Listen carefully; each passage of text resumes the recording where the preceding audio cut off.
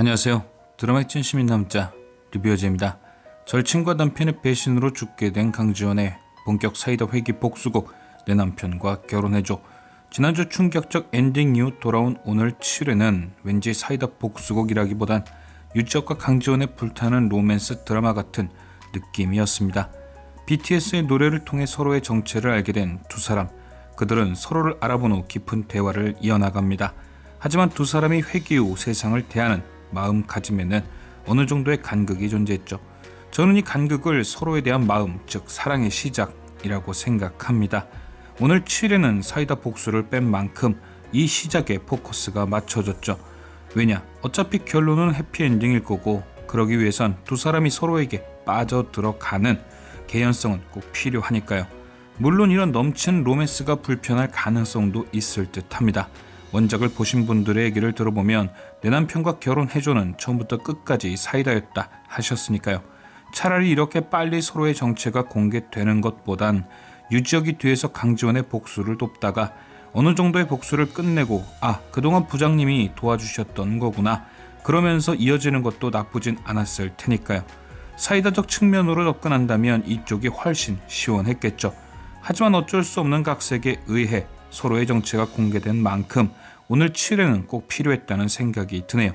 어쨌든 유지혁과 강지원을 보며 느껴지는 간극은 보는 시청자들로 하여금 살짝 답답함이 느껴지기도 했습니다. 그 이유는 서로 원하는 것이 너무 달랐죠. 일단 유지혁의 포커스는 무조건 강지원 구하기, 행복하게 하기, 슬퍼지지 않게 하기 등등 지원이가 부담을 느낄 정도의 과한 보호 본능이었습니다. 유지혁은 자신이 회귀하게 된 이유에 대해 처음부터 솔직히 말하진 않았죠.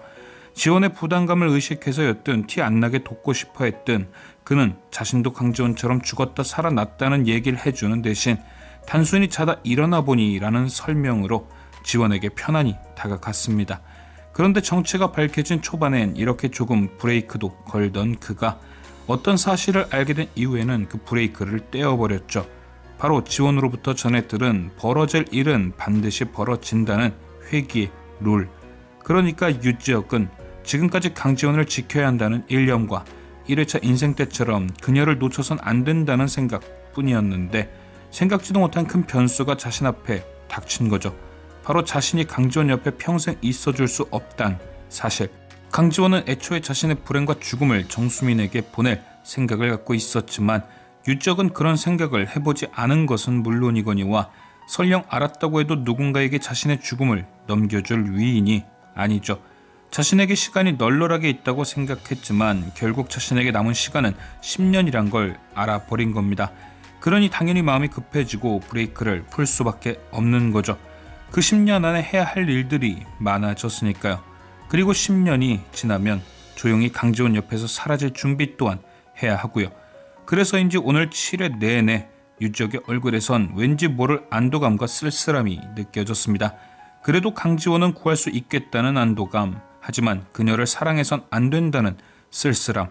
그래서 유지혁은 본격적으로 자신이 해야 할 일들을 하나하나 처리했습니다. 일단은 자신을 대신해 강지원을 지켜줄 사람으로 백은호가 적당할 것인가에 대해 살펴보기도 했고 강지원을 허락할 듯한 할아버지 유 회장에게는 그녀와 끝까지 갈 건 아니라며 못을 박았죠. 그래야 유 회장이 더 이상 강지원에게 관심을 갖지 않을 테니까요. 그리고 마지막은 강지원의 계획을 돕는 것. 그런데 어서 빨리 그녀를 돕고 싶어 죽겠는 유지혁과 달리 강지원은 자기 나름의 신념을 가지고 그를 대합니다. 나는 정수민과 다르다. 누군가에게 기대는 삶을 사는 게 아닌 나 스스로 모든 일을 해결하고 새 삶을 살겠다. 듣는 유지혁도 답답하고 보는 우리도 답답하고 그냥 쉽게 도와달라 말하면 자신은 뭐든 해줄 수 있는데 강지원의 뜻은 너무도 강했죠. 그래서 결국 유지혁은 최후의 수단을 사용합니다. 바로 지원의 아버지가 준 하트를 보여주는 것. 사실 나를 살려준 것도 당신의 아버지이다. 당신을 지켜주라고 날 선물로 보내셨다. 아버지 용돈이다 생각하고 편하게 써라. 그런데 강지원은 전혀 뜻을 굽히지 않습니다.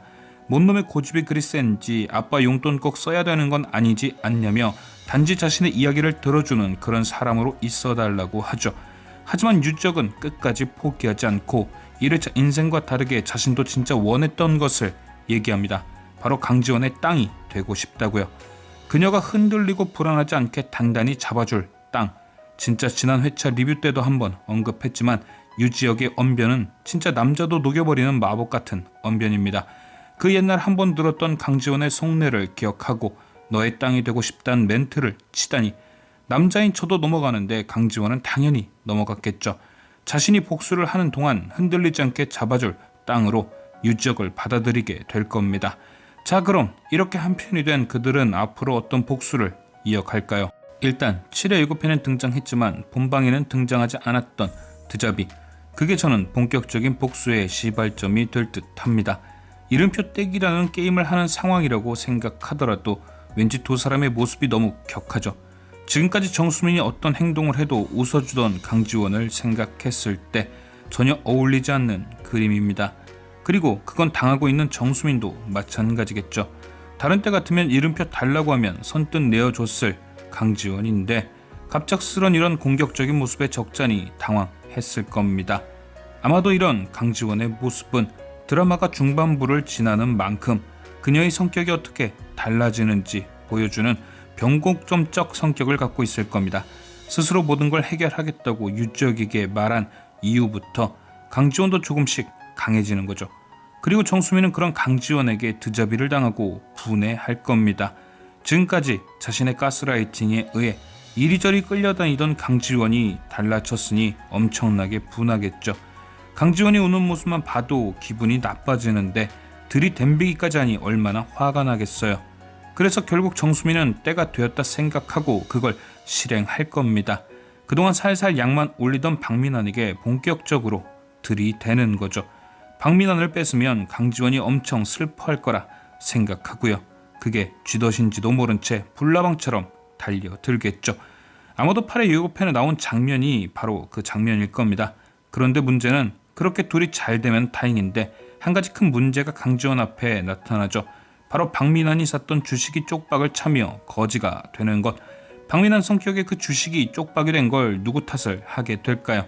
당연히 강지원 탓을 하며 그녀에게 들러붙으려고 하겠죠. 너 때문에 로이젠탈 주식을 팔아서 완전 거지가 됐다. 그것만 아니었어도 이 정도는 아닐 텐데 네가 다 책임져라. 우리 빨리 결혼하자. 충분히 이러고도 남을 놈이죠. 그럼 과연 강지원은 이 위기를 어떻게 넘길 것이냐? 저는 왠지 강지원은 가만히 있어도 박민환과 정수민 둘이 알아서 망할 것 같은데요. 그 이유는 오늘 등장했던 이 장면 때문일 듯 합니다. 바로 정수민이 강지원의 주식 계좌를 훔쳐보고 로이젠탈 주식을 따라 산 장면. 그걸로 돈을 벌었다면 모르지만 정수민의 지능 수준을 볼 때 분명 매도 타이밍을 놓쳐 쪽박을 찼을 겁니다. 가뜩이나 모아놓은 돈도 없는데 그나마 있던 돈마저 홀랑 날리는 거죠. 그래서 정수민도 박민환과 똑같은 생각을 하는 겁니다. 내가 쪽박 찬 건 다 강지원 때문이다. 그러니까 나 박민환에게 시집가서 이 지옥을 탈출해야겠다. 박민환이 강지원을 비빌 언덕으로 보는 것처럼 정수민은 박민환을 그렇게 보는 거죠. 진짜 기가 막힌 전개 아닙니까? 쓰레기들끼리 알아서 통 속으로 들어가는 전개. 이미 두 사람은 워크숍 이후 잠도 잔 적이 있을 테니 아마도 정수민의 임신 공격이 이때쯤 등장하지 않을까요? 과연 박민환과 정수민은 언제쯤 알아서 지옥 속으로 손잡고 걸어 들어갈지. 지금까지 시청해주신 여러분께 감사드리며 리뷰어즈는 또 다른 리뷰로 돌아오겠습니다.